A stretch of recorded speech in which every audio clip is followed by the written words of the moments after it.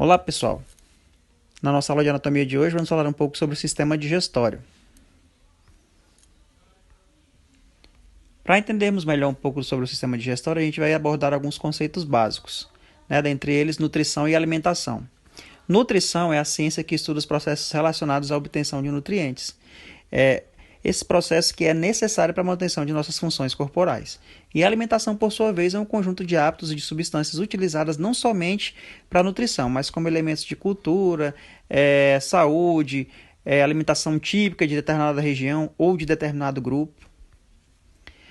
Sobre a composição química dos alimentos, é sabido que a necessidade dos nutrientes vai depender de acordo com o metabolismo de cada indivíduo. Então, cada indivíduo, de acordo com as suas funções corporais, de acordo com a sua estrutura corporal, vai possuir uma necessidade específica de nutrientes para o bom funcionamento do seu corpo.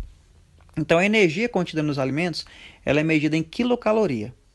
Então, para vocês entenderem melhor, 1 grama dos nutrientes abaixo, por exemplo, proteína possui 4 calorias. 1 grama de gordura, 9 quilocalorias. 1 grama de carboidrato, 4 quilocalorias. Então, os alimentos eles podem ser divididos em construtores, reguladores e energéticos.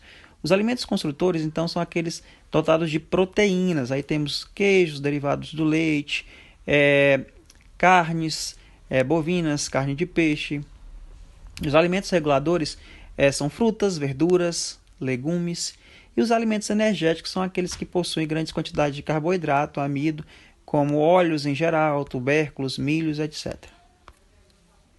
Aqui eu trouxe a estrutura de um prato saudável, de alimentação saudável, que deve conter na sua composição vegetais, frutas, grãos integrais, proteínas saudáveis, óleos e, claro, água, para que possa então compor a dieta adequada para o bom funcionamento aí do corpo do indivíduo.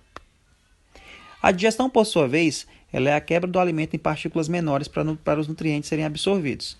Então, essa digestão ela se divide em mecânica e química. A digestão mecânica ela é a mastigação, deglutição e os movimentos peristálticos. E a digestão química, ela se baseia na ação das enzimas e dos sucos digestivos. Os órgãos e estruturas que compõem o sistema digestório são boca ou cavidade oral, faringe, esôfago, estômago, o intestino delgado, que vai se dividir em duodeno, jejum e ilho, intestino grosso, que vai se dividir em ascendente, transverso, sigmoide e descendente, reto e ânus. E também possui, nesse sistema digestório, as glândulas anexas, que são glândulas salivares, fígado e pâncreas. Aqui é a estrutura básica do sistema digestório, onde podemos observar onde se inicia a cavidade oral, passando pela faringe. Lembra que a faringe é uma estrutura que faz parte tanto do sistema digestório quanto do sistema respiratório. Logo abaixo vemos o esôfago, estômago, intestino delgado, intestino grosso, reto e ânus. E, claro, as glândulas anexas, o fígado e o pâncreas. Então, a digestão intracelular ela acontece em cavidades, nos órgãos e não nas células. Então, o sistema digestório completo ele vai iniciar-se na boca, que é a abertura do sistema digestório. É onde se encontram as papilas gustativas de sabor e textura. É onde se encontram as glândulas salivares, que servem para umidificar e favorecer a digestão química. Ou seja, a primeira ação das enzimas vai ocorrer na mucosa oral, quando a saliva entra em contato com o alimento. É onde estão os dentes, os incisivos, caninos, molares, que vão, então, realizar a digestão mecânica, que é a primeira quebra desses alimentos. Aqui é uma estrutura da língua com toda a região, Então, a região aí da ponta da língua, do ápice da língua, elas são papilas gustativas que vão receber aí os estímulos do gosto doce. Logo nas laterais nós temos o salgado, mas posteriormente nós temos o azedo e o adstringente logo atrás. Então, a faringe, como vocês podem ver aqui, é a próxima estrutura do sistema digestório. É um ducto curto, que é comum à cavidade nasal e à boca, e ela vai conectar ao esôfago e à laringe. Ali na região da epiglote, que é aquela região que no sistema respiratório vocês viram que serve para controlar aí a entrada e saída de alimentos no esôfago ou de ar na traqueia. O esôfago, por sua vez, é um tubo longo de músculo liso, que vai conectar a laringe ao estômago. O esôfago realiza movimentos involuntários, que chamamos de movimentos peristálticos, é onde iniciam esses movimentos para que o alimento seja levado da cavidade oral até o estômago. O estômago, por sua vez, é um órgão, né, exócrino e endócrino que vai digerir os alimentos e secreta hormônios. É uma dilatação do tubo digestivo, né, onde o bolo alimentar é processado até formar um fluido viscoso, que nós chamamos de quimo. Então, a digestão do alimento ela vai sofrer a ação de algumas substâncias ácidas, né, ácido clorídrico, pepsina, lipase, e alguns hormônios como gastrina, grelina e etc. Então, essas regiões do estômago elas se dividem de acordo com a sua localização. Então, nós podemos dividir o estômago em cárdia, fundo, corpo e piloro.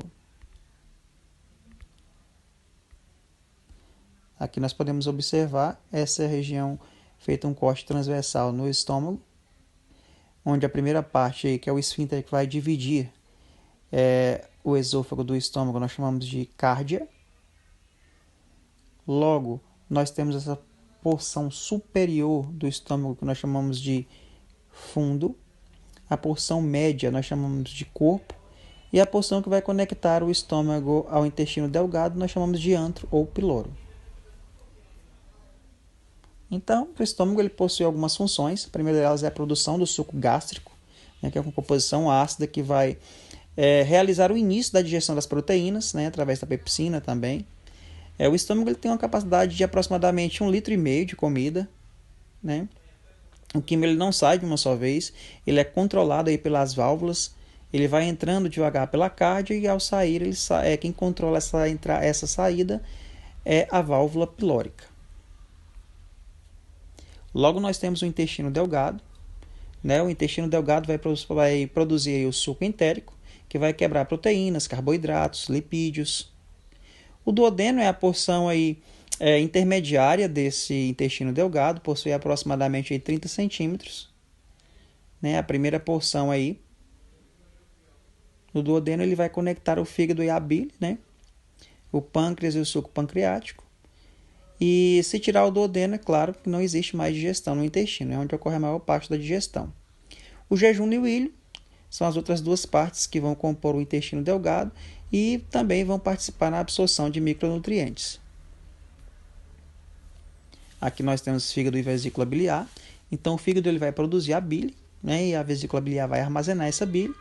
E a bile ela não tem uma função enzimática, ela funciona como um detergente, como um emulsificante. Ela dissolve as gorduras, ela vai emulsificar todas as gorduras dos alimentos que nós ingerimos. E o fígado tem a função de desintoxicação, ele produz colesterol, armazena carboidrato e, claro, tem grande capacidade de regeneração. Aqui nós temos o pâncreas.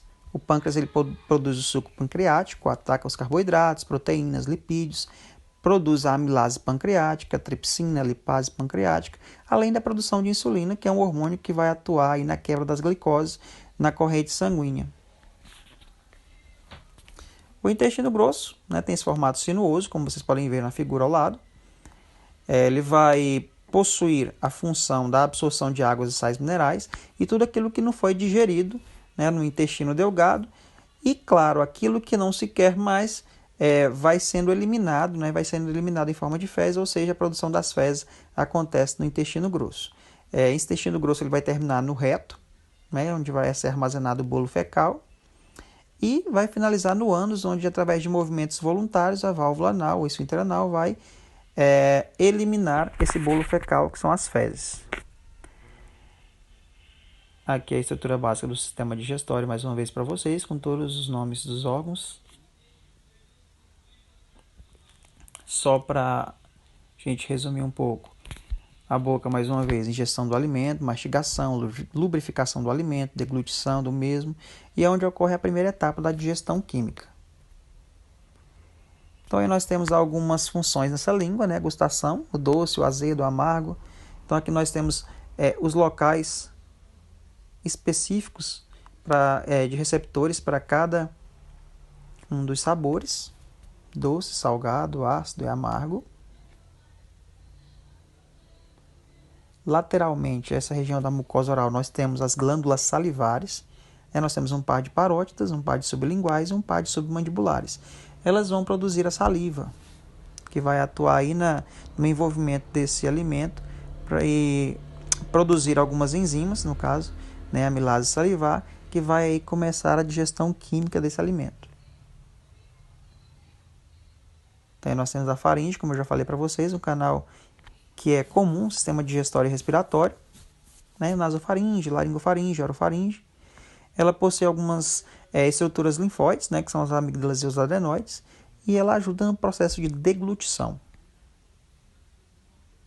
Aí nós temos o esôfago, né? Como eu falei para vocês, um tubo muscular liso, que vai localizar-se aí basicamente ligando a cavidade oral até o estômago e vai conduzir esse bolo alimentar.